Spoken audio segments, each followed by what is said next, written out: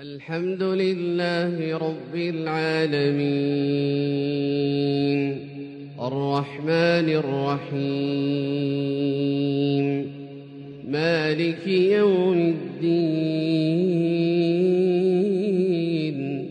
إياك نعبد وإياك نستعين اهدنا الصراط المستقيم صراط الذين أنعمت عليهم غير المغضوب عليهم ولا الضالين آمين. وإذ قال إبراهيم لأبيه وقومه إنني براء مما تعبدون إلا الذي فطرني فإنه سيهدين وجعلها كلمة باقية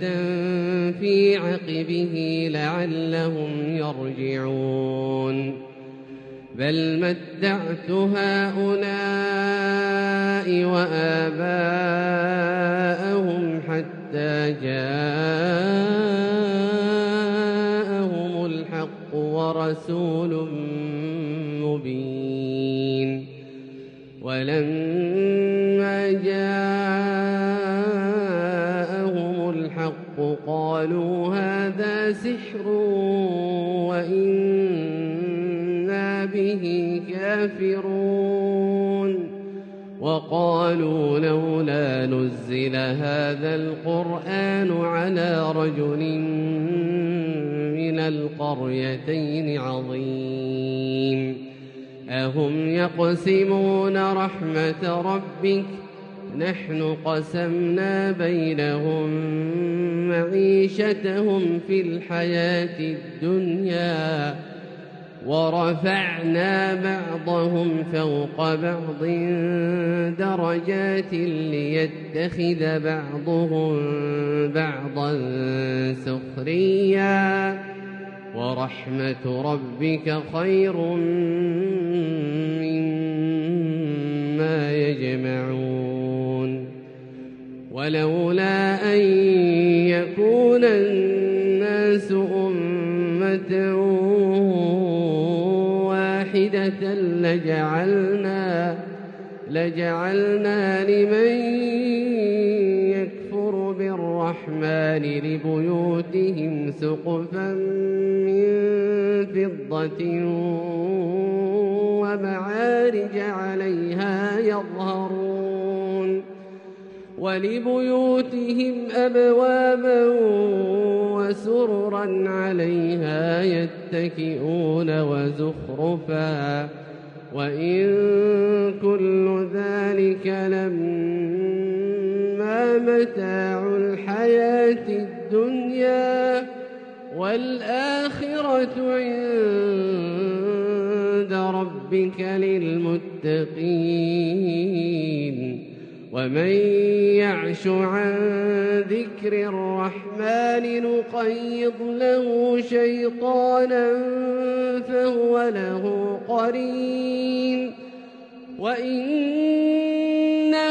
ليصدونهم عن السبيل ويحسبون أنهم مهتدون حتى إذا جاءنا قال يا ليت بيني وبينك بعد المشرقين فبئس القرين ولن ينفعكم اليوم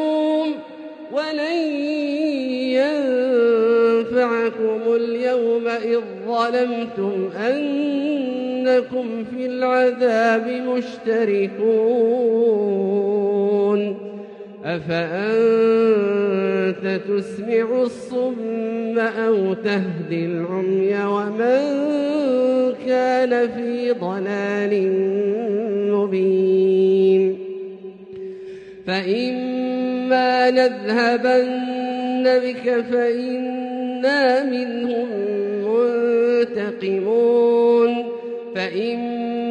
نذهبن بك فإنا منهم منتقمون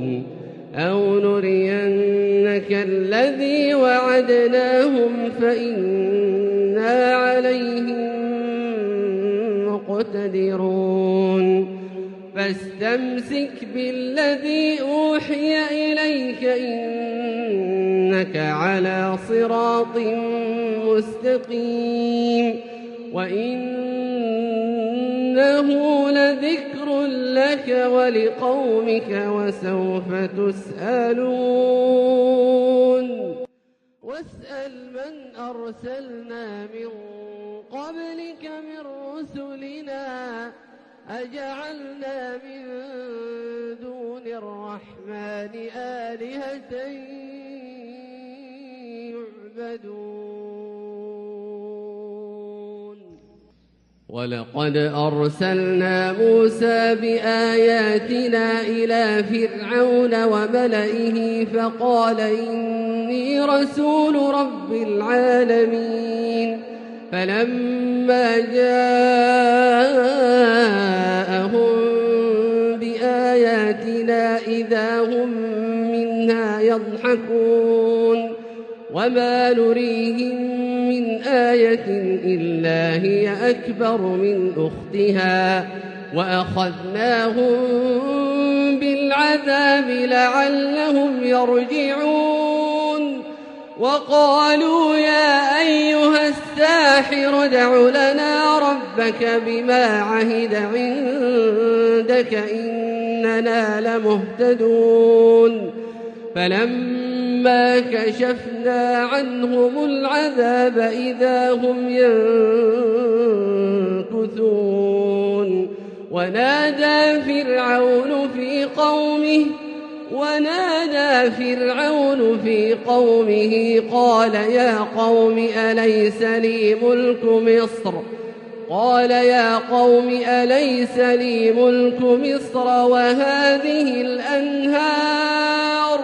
وهذه الأنهار تجري من تحتي أفلا تبصرون أم أنا خير من هذا الذي هو مهين ولا يكاد يبين فلولا ألقي عليه أسورة من ذهب أو جاء معه الملائكة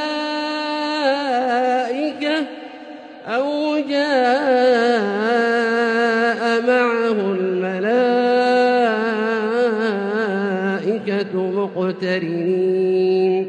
فاستخف قومه فأطاعوه إنهم كانوا قوما فاسقين فلما آسفونا انتقمنا منهم فأغرقناهم أجمعين فجعلناهم سلفا ومثلا للآخرين